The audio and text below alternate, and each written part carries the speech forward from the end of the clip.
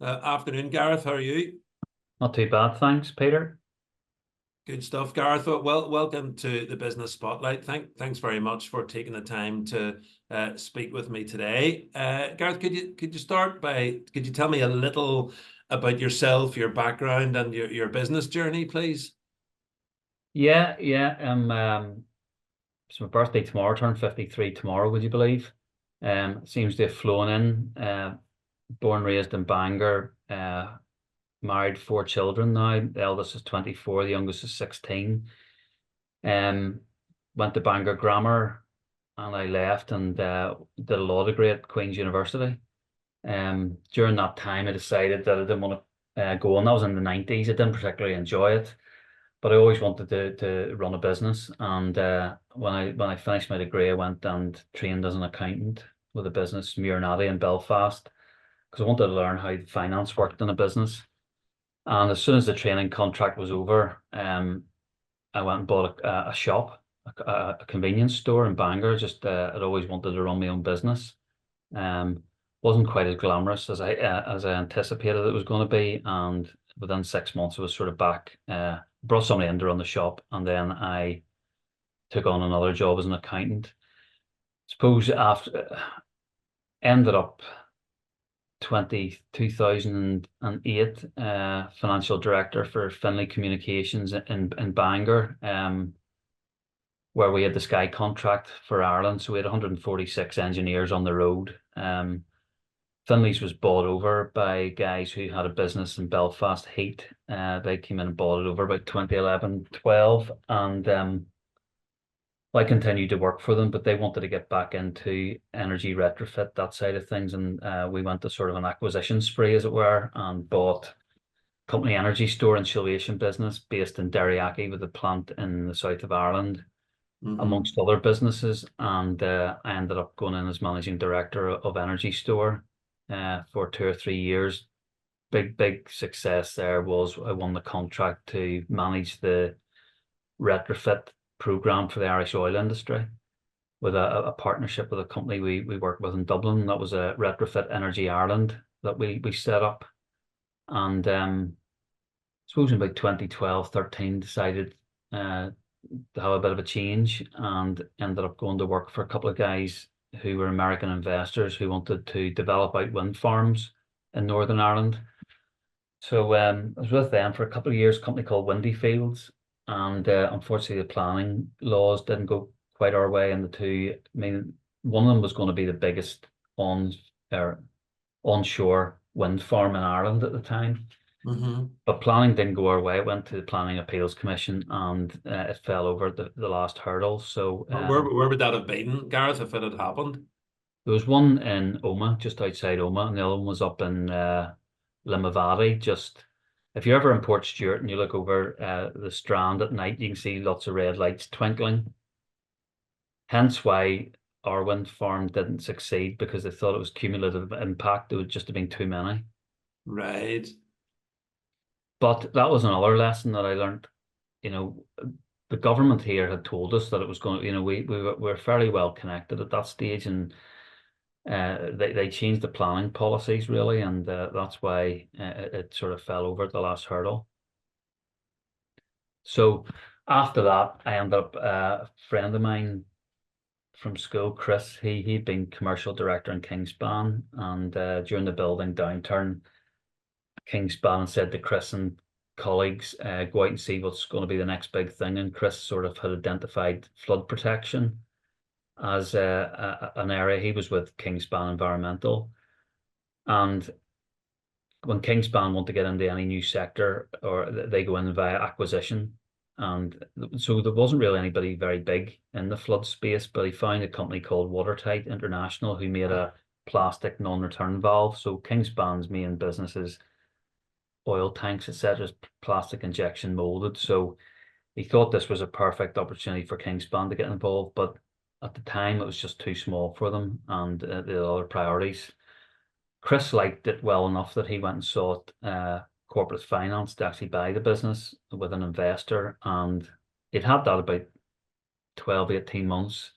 And then he asked me to come in and have a look at it from the sort of financial point of view. And when I came in, I sort of looked at it from the point of view of what I'd done with Energy Store in that energy retrofit space, managing contractors, etc. And we thought, right, there's a massive opportunity here in this sector to provide a holistic solution to property. So that's sort of the direction I took the business down. Chris decided to move on 2016-17 because Kingspan were right. The industry didn't take off as fast as they thought it might.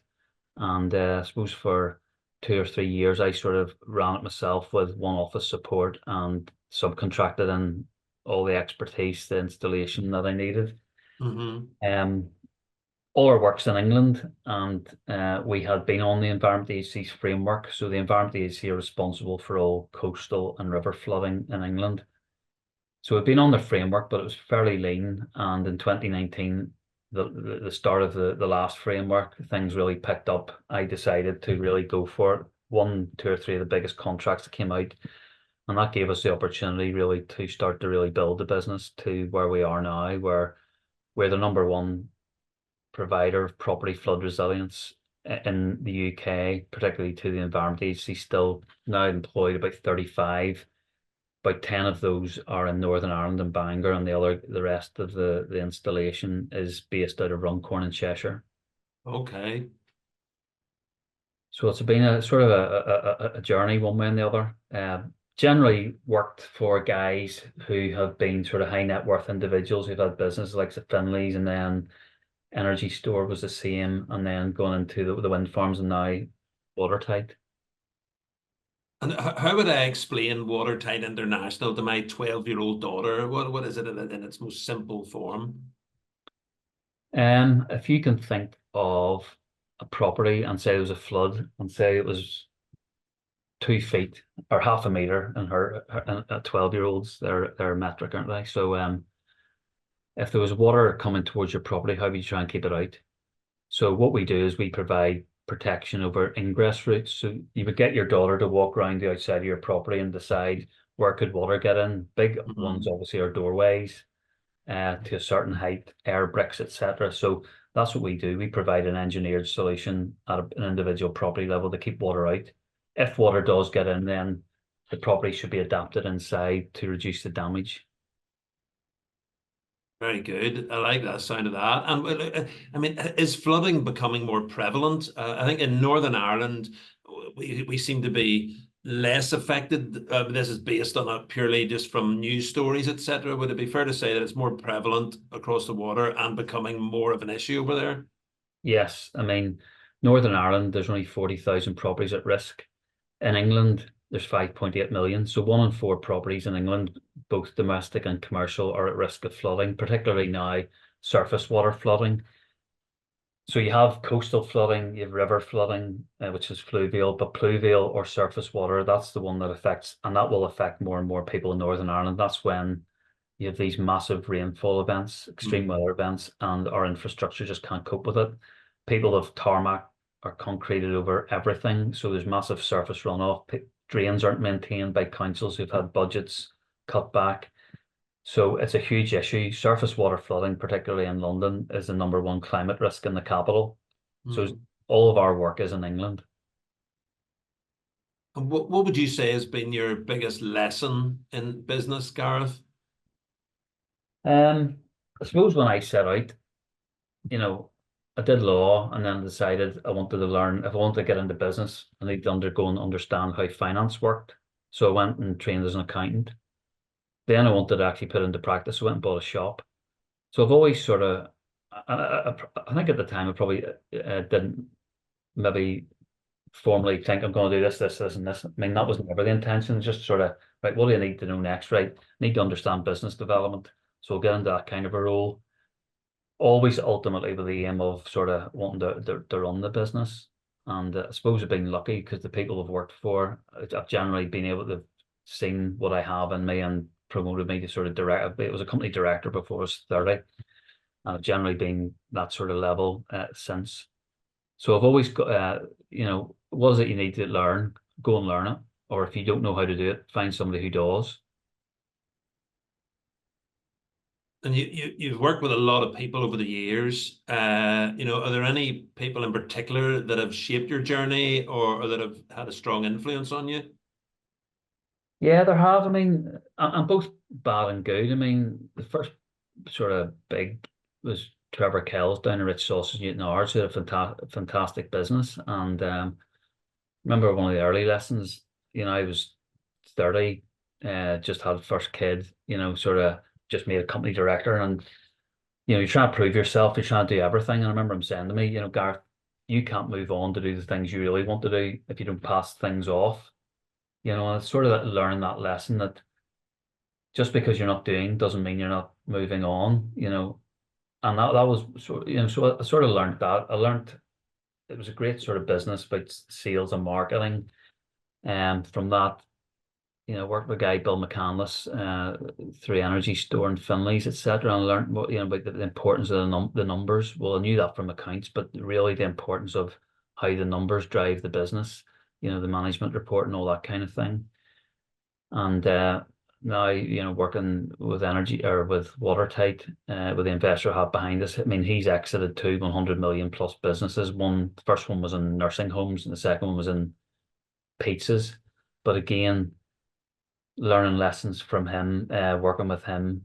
So I think I've been cute really to pick up things and people as I've gone along the journey. And what gets you out of bed in the morning and drives your passion for your business? Well, at the moment, it's really, I mean, Watertight, it's growing 25-30% year on year. Next year's it's likely to be 40%. In fact, it's the fact that the industry around us hasn't grown at the same pace is holding us back. So the opportunity that we have in this sector, the opportunity to put lessons from all the other businesses and everything I've done into where we are currently. I mean, I've taken the idea of an energy store. It was insulation. We were what you call a system designer, which allowed us to have a network of accredited installers. So that's the system or the model I've brought into the flood market, because we can't grow without a network of accredited installers, but they don't exist yet. So we're having to build that. We're actually having to try and build the industry as we grow the business within it. So it's very exciting times.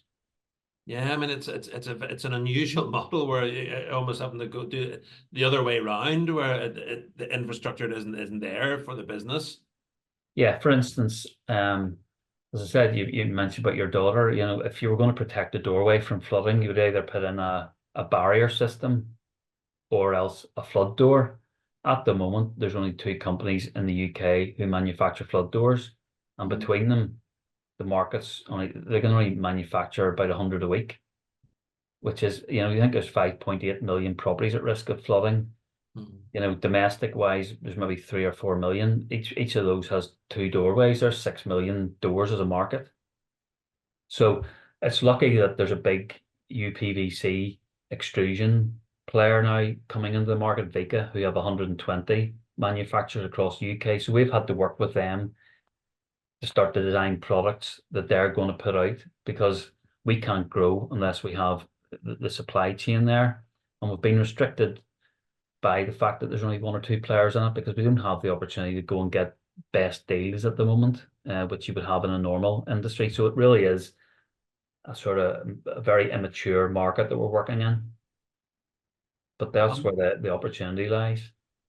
And if you were stuck on a desert island, surrounded by water, no pun intended, then if you had to pick a book or a podcast to read or listen to, what would you go for?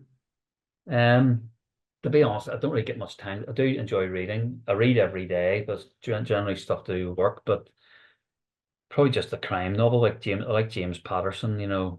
Something I can pick up and read 2 or 3 days. I might read a book and I'll read it in 2 or 3 days and then not read another book for 3 months, Right. type of thing. Podcasts really are not something I've got into. But I do need to find more time to be able to sit and sort of chill out a bit. And if you could invite any three people, alive or dead, to a dinner party, who would you invite? Yeah, well, this was the sort of question that gave me the most sort of thought. Well, not the most thought, but I was asking some of my mates about, or guys I work with as well. First one came to mind, be Roy Keane. Not just because I'm a Manchester United supporter, but he's more or less the same age as me, and I just like his no nonsense approach to life, no BS as it is, as it were. And he just says it as he sees it, and that's something I haven't been great at, or I'd love to be able to say some things, but so be Roy Keane. Second one would be I'm fascinated by all things to do with physics in the universe. So Professor Brian Cox. And when I say I'm fascinated, I never did physics at A level in, but I'm fascinated that people like him can know so much about something that's beyond my comprehension. And I suppose the third one might be somebody like a comedian or somebody like that, maybe like something with Billy Connolly or Barry Humphries, but sort of then I landed on Ricky Gervais because he's fairly current as well, and I think the three of them it'd be a bit of crack. Yeah, I must say I'm a full disclosure, I'm a real Ricky Gervais fan myself. Yeah. And again, I think that's what appeals to me is that it's a bit like Roy Keane. He doesn't seem to care, I just there's no nonsense with him. It's just Mm, very good. And like, if you could go back and give some advice to your 18-year-old self, it's not that long ago. It's a similar time ago as me, back to the late 80s, yeah, yeah. and give some advice to your 18-year-old self, Gareth. What would that sound like? Well, I've actually been doing this because my son Alex, he's 17, he'll be 18 this time next month. So I've been trying to pass on some advice to him about, he's doing his A levels this year. He doesn't know what he wants to do next, and his mum and I have just been saying to him, don't stress about it. Just do what you have to do next year to get your marks. Leave your options open. And I've actually sat down with him and drawn out where I was when I was 18, where I've got to, and I said that there was no plan to get me there, Mm, but all along I just did what I had to do. Made some mistakes. You go down the wrong road. You have to be wise enough to say, right, made the wrong turning. I'm going to go back, start again. So that's the sort of advice I've been trying to impart to him. Yes, don't be scared, have a go, see where it takes you. and if you could fast forward say 5 years, was that 2029? What do you see Watertight looking like then? So what I did in Watertight was I brought in three or four get senior guys in the last 3 or 4 years. These are all people who've worked with me before.